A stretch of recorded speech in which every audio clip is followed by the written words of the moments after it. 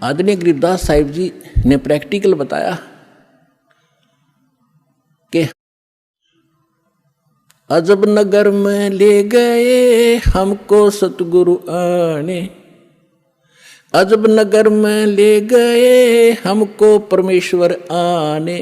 आन माने आके, अजब नगर में ऐसे अजब कमाल के लोक में लेके गए भगवान मुझे खुद आकर के। और झलके बिंब अगाध गति हम सूते चादर ताड़े। अजब नगर में ले गए हमको सतगुरु आण, यानी वो सतगुरु भी हैं वो भगवान भी हैं। जो सतगुरु होता है सच्चा ज्ञान जो देता है भगवान ही देता है, भगवान ही सच्चा ज्ञान दे सकता है। तो उनको सीधे भगवान मिले थे, सतगुरु कहो चाहे परमेश्वर कहो। अजब नगर में ले गए हमको परमेश्वर आने, आन माने आके। ये हमारी देसी भाषा हरियाणा की लैंग्वेज में देखा ग्रंथ है। और जल के बिंब अगाध गति वहाँ सूते चादर तान, चादर तान के सोना यानी कति निश्चिंत हो जाना, बेफिक्र होकर सोना। एक मुहारा है यहाँ देसी कि अच्छा चादर तान के सोए है, सारे काम कर लिए।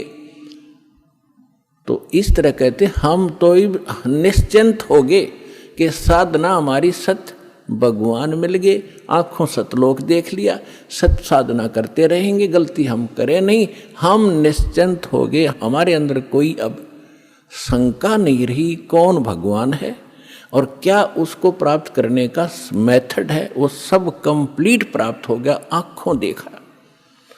तो दास आपको इतना ही दृढ़ करना चाहता है। देखो माता पिता अपनी बिटिया का विवाह करते हैं तो वो जाकर लड़के वाले का घर भी देखते हैं, उसकी प्रॉपर्टी से भी परिचित होते हैं, अन्य थर्ड पर्सन से भी पूछते हैं। फिर वो आकर घर बताते हैं कि हम जो लड़का देख कर आए हैं उसके ये बिजनेस है, उसके ये व्यापार है, इतनी उसको प्रॉपर्टी है। तो लड़की को कोई डाउट नहीं होता क्योंकि पिता बता रहा है। थर्ड पर्सन कहे तो शायद शंका हो जाए।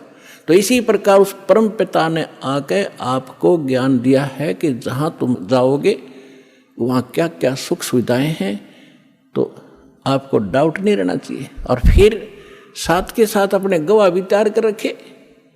अब लड़की न्यू कह मैं जाकर देख कर आऊँगी तो वह भी एक बात है, देखा पिताजी झूठ नहीं बोल रहे। तो इसी प्रकार आप जी ने एक नेक भक्त का भी आचरण एक दिखाना है कि जो दास बोल रहा है वो किसी डूम भाट के गीत नहीं है, गॉड गिवन स्पिरिचुअल नॉलेज है, एच इट इज जो भगवान ने बताया। और जिन महापुरुषों को भगवान मिले उनने जो का तो सेकंड किया, हमारे सदग्रंथ बता रहे। अब आपको श्रीमद् भगवद गीता से परिचित कराया। और विशेषकर हिंदू समाज तो जो भगवान की तरफ में पहले से ही लगे हैं तो उन्होंने तो गीता का पाठ रोज कर ही रखा तकरीबन। दास एक बार 2003 के अंदर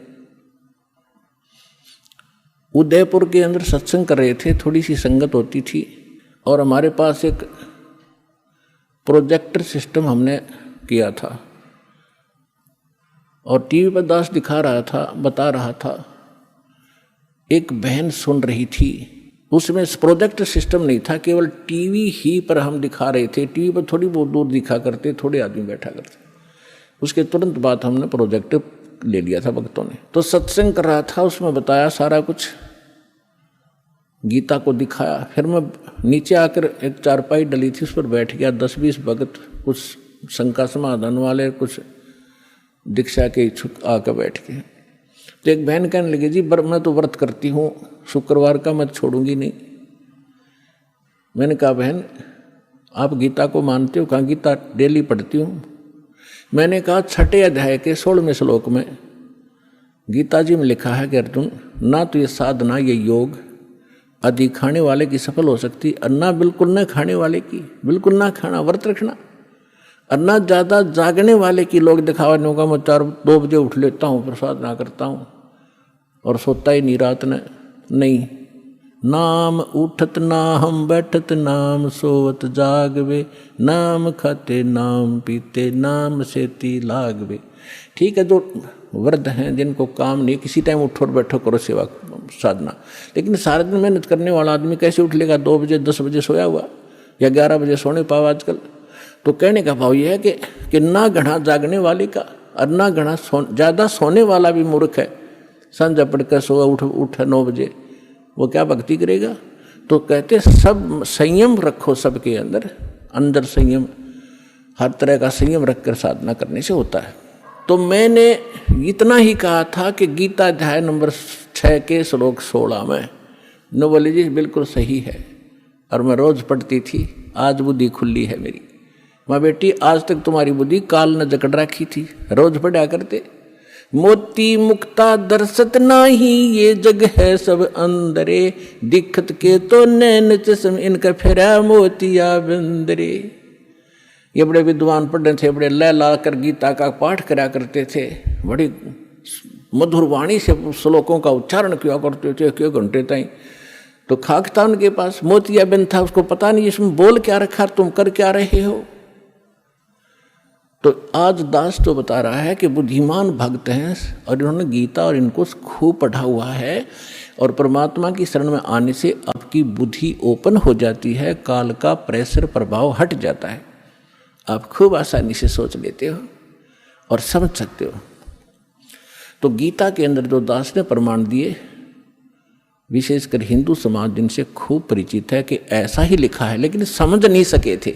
आप विद्यार्थी, अगर विद्यार्थी सिलेबस समझ ले तो फिर टीचर की क्या आवश्यकता है, फिर आप पे पढ़ जाते सारे।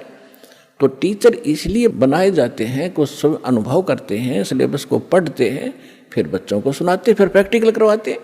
थ्योरी से प्रैक्टिकल होता है, एज इट इज होगा, बिल्कुल सही होगा।